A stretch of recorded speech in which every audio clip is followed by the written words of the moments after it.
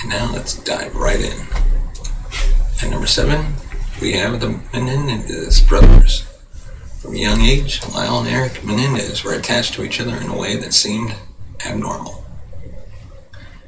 Dealing with a successful business executive father who enforced rigid rules and expected nothing but the best from his sons may have made them too dependent on each other and too willing to reinforce each other's misbehavior. They committed home burglaries together, did poorly in school, and avoided contact with others. Their mother Kitty, reeling from her husband's infidelity and both her sons' diagnosed sociopathic tendencies, kept a close eye on Lyle, 21, a Princeton student, and Eric, 18, who is UCLA bound, but not the kind of watchful eyes that parents usually have. This was a woman who feared for her safety. After watching the Billionaire Boys Club, a TV miniseries about a Southern California investment and social club that turned to murder after its Ponzi scheme began to unravel, Lyle and Eric decided they would rid themselves of their abusive father and save their mother the anguish of living without him by killing her too. They shot their parents to death at the Beverly Hills mansion on August 20th, 1989. For 7 months after the murders, they went on shopping sprees, started fake businesses, and lived in hotels paid for by their father's company. By the end of 1989, they had spent more than $1 million.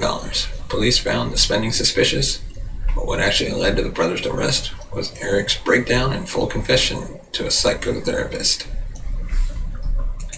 Number 6, Leopold and Loeb.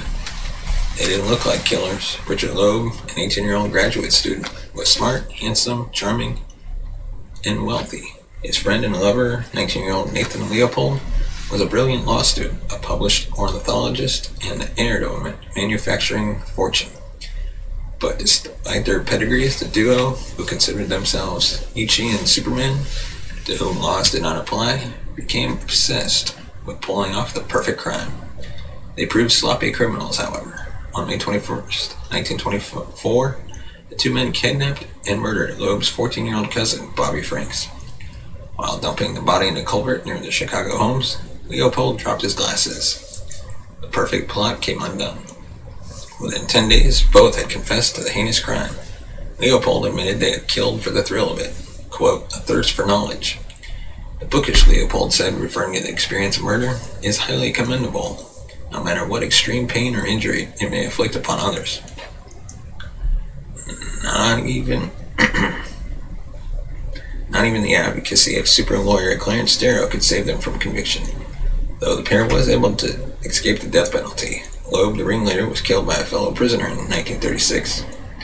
Leopold was paroled in 1958 and moved to Puerto Rico, where he ran a leprosy hospital. And number 5 is the Lonely Hearts Killers. While serving time for petty theft in the 40s, Raymond Fernandez learned about voodoo and the occult from a cellmate. Upon his release, Fernandez believed he could use voodoo to gain a mastery over a woman and began writing letters to dozens of wanted ads posted by lonely single women. His M.O.: woo his marks, gain their trust, then rob them and disappear. Which worked until one victim, Martha Beck, showed up on his front doorstep with her 2 kids. Fernandez agreed to let her stay if she got rid of the kids, who were promptly abandoned at the Salvation Army. That's cold. Really cold. The couple continued to scam women, but the jealous and unstable Beck couldn't handle sharing Fernandez. And they eventually began killing their targets. After the murder of a young widow and her child, the two were arrested, signed a whopping 73-page confession, and died in an electric chair at Sing Sing Prison in 1951. The Lonely Hearts Killers are believed to have murdered as many as 20 people. And number 4, the infamous Butch Cassidy and the Sundance Kid. Butch Cassidy and the Sundance Kid had a knack for trains. Between 1896 and the early 1900s, the duo, along with at least 7 other members of the Robbers Roost gang, robbed dozens of trains, including a June 2nd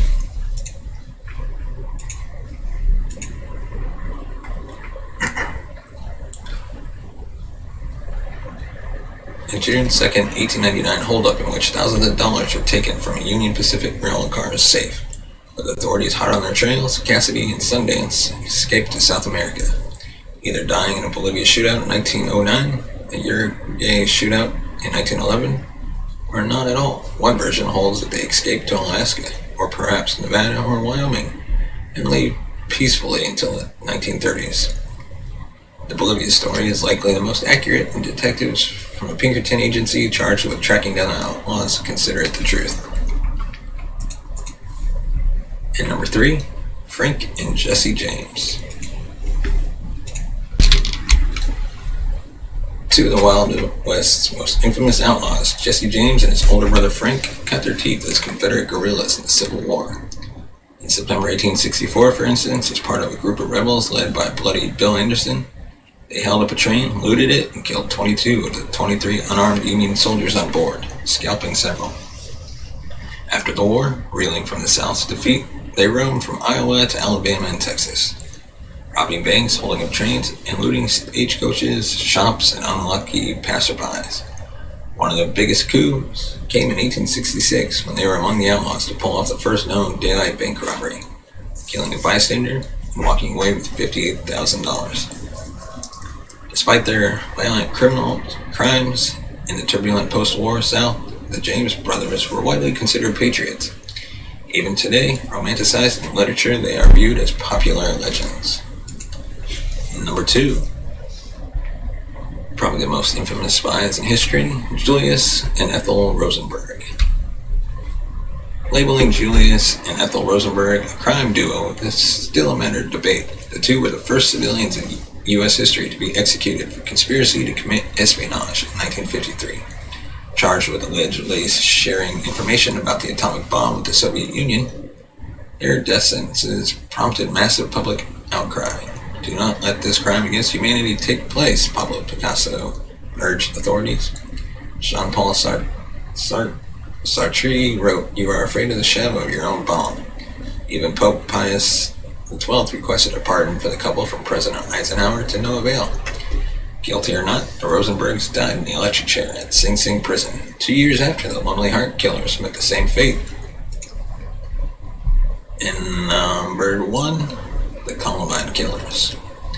We'd like to omit the Littleton duo from their list, if only to deny them another smidgen of the notoriety they desperately sought. But there's no denying that the Eric Harris and Dalen Klebold's rampage at Columbine High School on April 20th, 1999 was among the century's most infamous crimes. The duo, Harris, extroverted, apparently sociopathic army brat, Klebold, a depressed loner, marched into their school and killed 13 people before turning their weapons on themselves. It wasn't the first school shooting, and it wasn't the deadliest. That designation belongs to Virginia Tech killer Cho Sung-hoo. But Columbine was a shocking, senseless tragedy which left a scar that, 10 years later, shows no signs of fading from our consciousness. And that is our list of the 7 most notorious crime duos. If you agree with our list, let us know in the comment section below, and let us know who you think should have been on the list. Did we skip anybody? Thanks for watching.